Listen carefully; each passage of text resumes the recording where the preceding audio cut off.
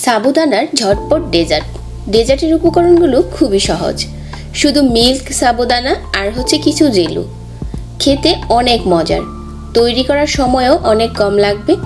আশা করছি আজকের ডেজার্টটি ভালো লাগবে সবার কাছে। অতিথি আপ্যায়নে অল্প সময়ে এই ডেজার্টটা তৈরি করে চমকে দিতে পারেন। প্রথমে ডেজার্ট তৈরির জন্য একটা পাত্রে নিয়ে নিচ্ছি 1 কাপের মতো পানি আর 1/4 কাপ দিয়ে দিচ্ছি চিনি। 1 চা চামচ দিয়ে দিচ্ছি আগার আগার পাউডার। তারপর সবগুলো উপকরণ একসাথে মিশিয়ে নিচ্ছি আর চুলাটাকে জ্বালিয়ে কিছুক্ষণ জাল করে নিচ্ছি। তারপর এই মিশ্রণটা আমি 3টা বাটিতে নিয়ে নিচ্ছি 3 ভাগে ভাগ করে, আর এখানে 3 রকমের কালার মিশিয়ে নিচ্ছি। এই আগার আগার পাউডারটা আপনারা যে কোনো সুপার শপে কিনতে পাবেন।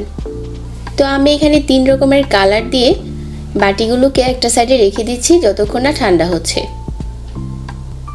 তারপর চুলায় আরও একটি পাত্র বসিয়ে নিয়ে নিচ্ছি এখানে 2.5 কাপের মতো মিল্ক, আর দিয়ে দিচ্ছি 1/4 কাপের মতো চিনি আর পরিমাণ মতো লবণ। তারপর সবগুলো উপকরণ একসাথে খুব ভালো করে মিশিয়ে নিচ্ছি আর দুধটাকে কিছুক্ষণ জাল করে নিচ্ছি।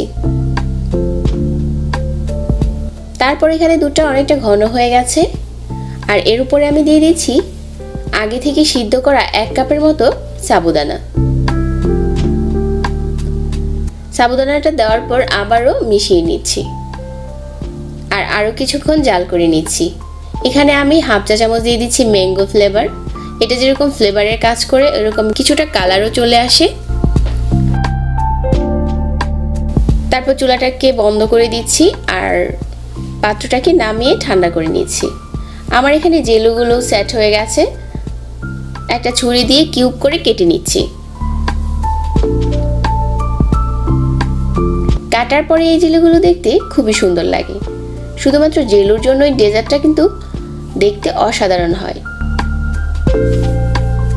তারপর সাবুদানার যে মিশ্রণটা আছে এটা আমি একটা বাটিতে নিয়ে নিচ্ছি আর 3 রকমের জেলু মিশিয়ে নিচ্ছি।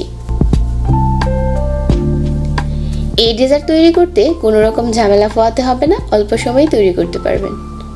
আমার ডেজার্ট এখন তৈরি হয়ে গেছে। এটা ফ্রিজে রেখে ঠান্ডা করে খেলে খুবই ভালো লাগে।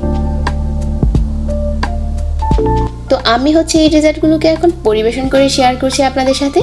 ছোট ছোট গ্লাসে কিছু জেলু নিয়েছি, তারপর উপর থেকে ডেজার্টটা ঢেলে দিচ্ছি আর উপরে আরও কিছু জেলু দিয়ে সাজিয়ে দিচ্ছি।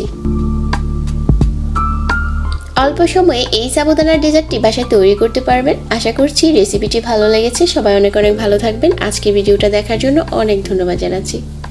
সেই সাথে বিদায় নিচ্ছি। আল্লাহ হাফেজ।